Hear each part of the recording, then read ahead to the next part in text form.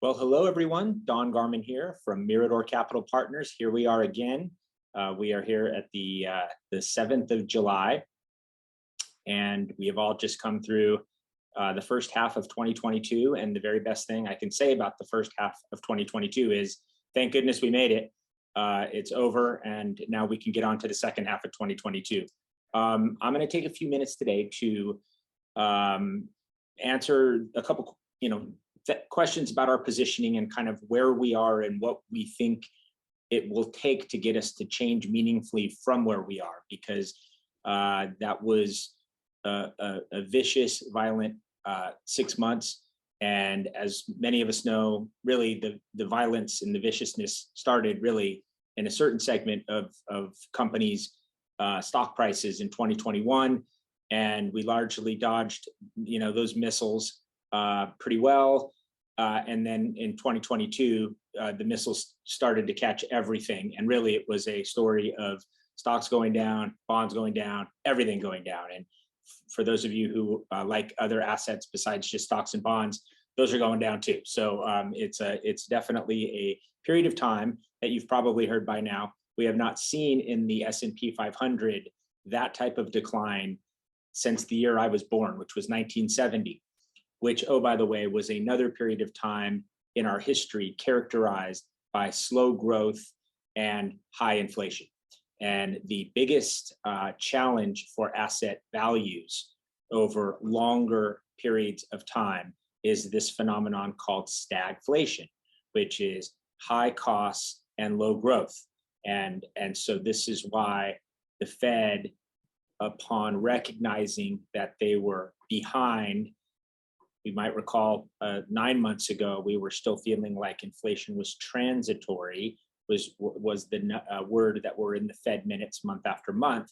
And soon it became clear, not soon enough, that the amount of money that they were pumping into the system, which was finding its way into all different forms of speculation in stocks and other assets, was causing and adding to this intractable inflation phenomenon that if it is allowed to persist and permeate, and they are continued to fuel that, it probably is the single most damaging factor that can be unleashed on the US economy and the global economy. So a lot of the problems that I'm talking about today in the US are even more intractable and troubling in Europe, because they are even further behind than we are.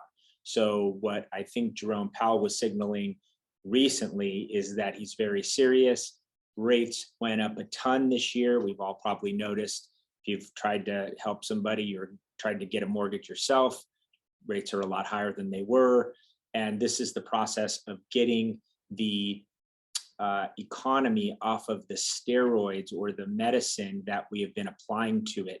And I think in some of these instances, we can look back and say the cure might be worse than the disease. And this is a hypothetical we don't need to debate. We're going to live it out in real time. And so how we've tried to respond to this is to own things that we really like and manage the volatility or the turbulence around our day-to-day experiences, such that we are, we can kind of keep in and stay into the other side. So I come to you on a day when we have had our first 4 up days in a row since March. I can't even tell you that, I can't even believe I'm saying that out loud, because that is a very uncommon condition for the market. It's very uncommon that you get more than 2 or 3 down days in a row. And we certainly have not had a period of time where we haven't had 4 up days in a row in a long, long time. I can certainly not remember a period like that. I know there was probably in 08, but the fact that we're using 08 as the analog says something about where we are. So first half of the year is over, worst stock market since 1970. And here we go into the second half of the year. So I am going to put up a singular chart, and we're going to talk about it for just a minute, because it is the answer to what we think we're going to go through next and how we will position against that. So it has been commented on that the single largest position we own in our largest flagship strategy is short the S&P 500. Okay, well, hey, the market's going up now, so shouldn't we take that off and do something, more constructive with that? Well, we don't know. And so the question really is, how do we want to err? On what side do we want to err? And so I'm going to direct you to the line entitled earnings per share in 2022. The number you're going to see is around $227 in earnings. This chart actually, which I'm not referring to, but I'll refer to from memory, has so many different lessons in it. The $137 of S&P 500 earnings from 2020 during the pandemic when much of the economy was shut. The fact that 227 of expected earnings this year is so much higher than it was in 2017 or 2018. And the point I want to make in directing you to that is the price movement of stocks at any given time is almost the sideshow to what happens underneath and what we should really try to focus on, which is that underneath this bouncing ball of volatility or this turbulence that we're chopping through, the progress we're making is seen in the fact that earnings of companies have have gone up over time. Companies sell stuff. They have some costs associated with producing the stuff that they sell, either the goods or the services. And the difference is earnings per share. I'm oversimplifying, but this is the idea.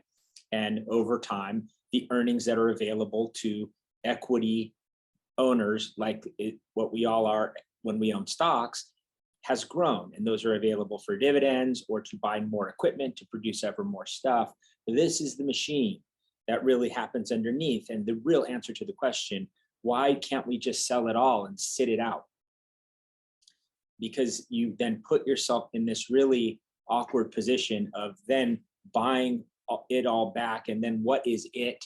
And then what do you do if it goes down after you buy it? It's a really hard riddle if that's how you're going to play. Some people insist on trying to play that way.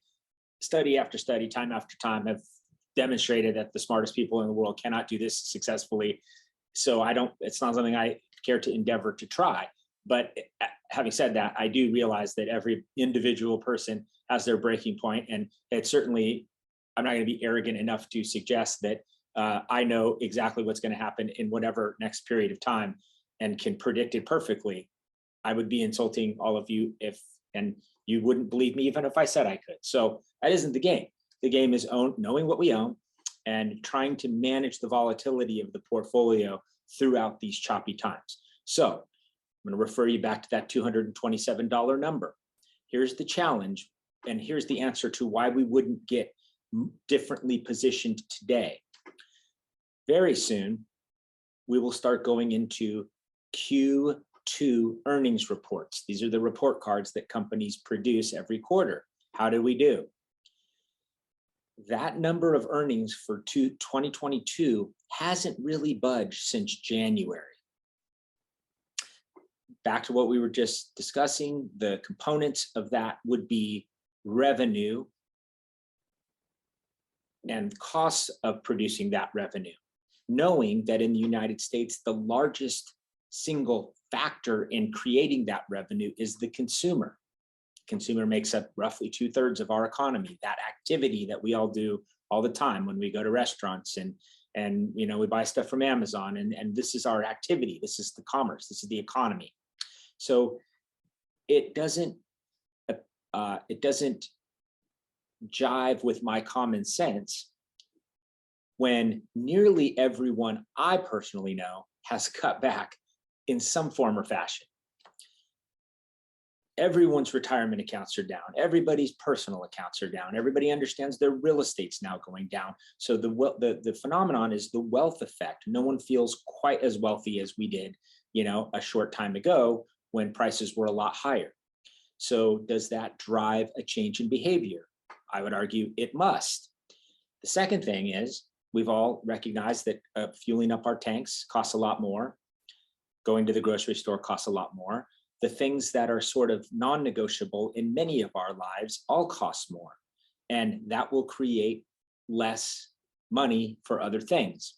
So my point, and simply, and I'll conclude on this point, is that number 227 has to come down. In the past, it's always been the case that as earnings estimates come down, the prices of stocks also come down. It's this collective realization that the companies aren't worth as much. They're not going to make as much money. And so therefore their prices should be lower.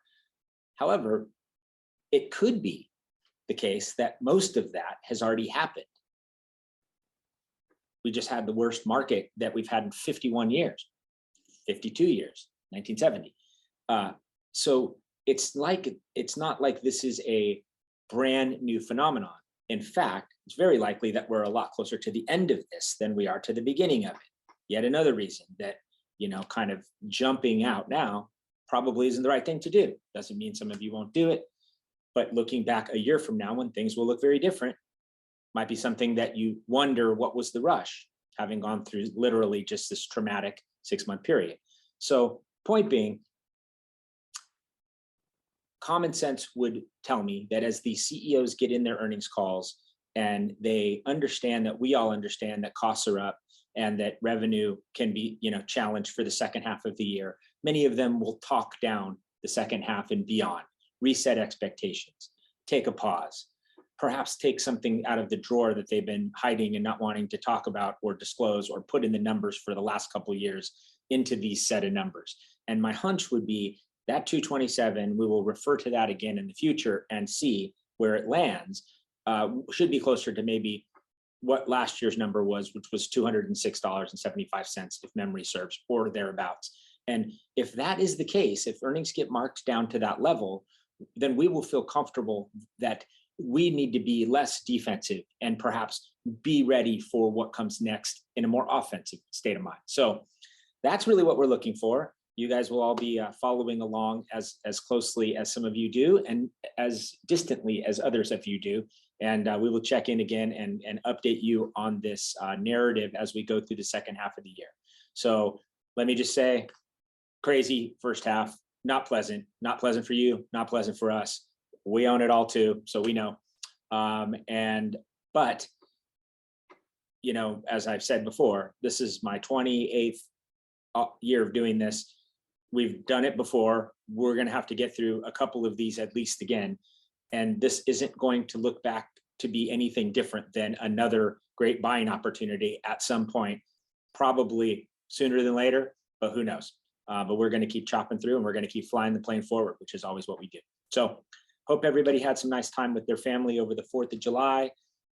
Thank you for some of you reaching out to make sure that, we're all okay. We feel the same way when we check in on you to make sure you're okay. This is important, and I'm going to conclude on this. The "are we okay" question is on people's minds right now. I recognize that, right? Everybody's account looks different than it did 6 months ago or some other period ago.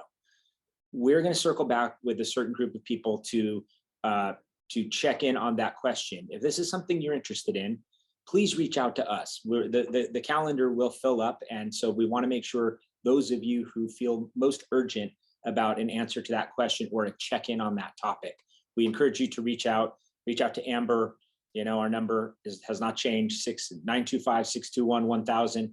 Just tell her, hey, I'm interested in getting on the calendar, and we will get you on. We can do it Zoom, or we can do it in person, or however is most comfortable. But I think it's a good time to reflect on that. My whole mantra of rolling 3 years, this is another rolling 3-year period that when you look back, it doesn't look quite as dramatic as it does over the last 6 months, which is why sort of longer term thinking is very much rewarded in this endeavor. So I'll leave it on that and hope to hear from some of you soon. And if not, we will be reaching out just to make sure that if you happen to not watch this video, you're still getting the message. All right, everyone. Thank you very much. Talk to you soon. Bye.